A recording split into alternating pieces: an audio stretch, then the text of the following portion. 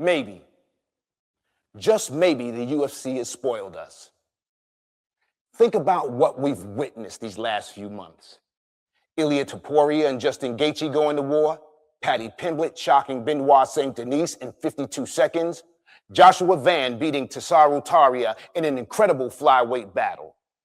Highlight after highlight, unforgettable moment after unforgettable moment. Then we have UFC Abu Dhabi. The co-main event blew the roof off the building. And the main event?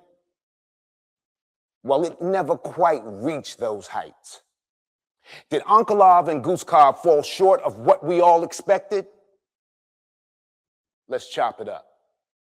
Let's get it.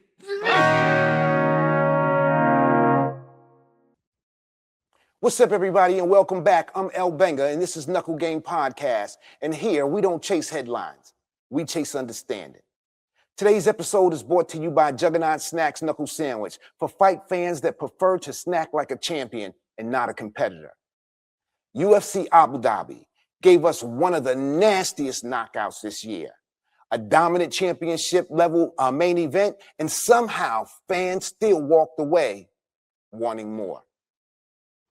Were the fans expecting too much, or did the main event simply fail to deliver? Let's get into it. I have to ask you guys something. Have we become spoiled? Seriously. When every other weekend, somebody is getting flatlined. When every Paramount Plus seems to produce an instant classic. When you've watched Topuria Gaethje, Joshua Van, and Paddy Pimblett, and so many others put on unforgettable performances, your expectations start getting unrealistic. Every fight can't be fight of the year. Every main event can't be a five-round war. Sometimes the better fighter wins by being smarter, not more exciting. And that's exactly what happened in Abu Dhabi. Temirov stole the show. Let's be honest. The fight that everybody is talking about isn't the main event. It's Ramazan Temirov. Steve Erceg isn't some prospect trying to make a name for himself. Oh no, he's a former UFC title challenger, a polished striker, a smart fighter, a dangerous fighter. Temirov looked across the cage and walked him down and absolutely flatlined him. One crushing right hand, then another, face first, lights out. That's the kind of knockout that changes careers. Temirov is now riding a 12-fight winning streak and just scored the biggest win of his professional career with a devastating first-round finish over a former title challenger. So what does this mean? It means the UFC can't hide him anymore. He's no longer an exciting prospect. He's a legitimate contender. He deserves a top 10 opponent next. And for the flyweight division, it just got a whole lot more dangerous.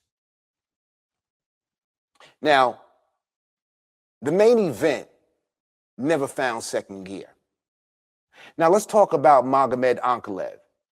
Did he win? Absolutely. Did he dominate late? Without question. Did he impress you? That's where the conversation starts. For nearly 3 rounds, it looked like both men were fighting with one thought in mind: don't make the first mistake. Bogdan Guskov stayed on his back foot almost the entire fight, circling and waiting, trying to lure Ankalaev into a counter. Ankalaev wasn't taking the bait, though. He stayed patient, calculated, measured. And the crowd, they were getting restless. The boos started, not because Ankalaev was losing, but because neither man was willing to take control. It became a chess match when the fans wanted a street fight. Everything changed, though, Everything changed in the fourth round. Ankalov finally decided enough. He secured a takedown and started riding Guskov's back. Threatened a rear naked choke, mixed in heavy ground and pound. Every time Guskov tried to stand, Ankalov dragged him back down. This wasn't flashy. This was championship control. Guskov never accepted the position. He kept moving, kept trying to escape, but Ankalov was one step ahead every time. By the fifth round, you could see it. You could see Guskov still had knockout power, but he didn't look like he believed he could land it anymore. Another takedown, another dominant position, heavy elbows, heavy punches. Guskov had no answers. Mark Goddard stepped in and waved it off. Fifth round, TKO. Mission accomplished. So what does this mean for Ankalov? Now, here's the interesting part. This victory keeps Ankalov right in the title conversation. He proved he can adjust. He proved he can wrestle. He proved he can dominate. But did he create excitement? I'm not convinced. If Alex Pereira was watching or Carlos Oberg was watching, I don't know that either one walked away intimidated. They probably walked away thinking, I know exactly what he's trying to do. The win matters. The finish matters. But the first 3 rounds left fans wanting more. So my final thoughts. Tonight was a tale of 2 fights. One fight exploded, the other slowly simmered before finally boiling over. Ramazan Temirov walked out of Abu Dhabi as one of the hottest names in the flyweight division.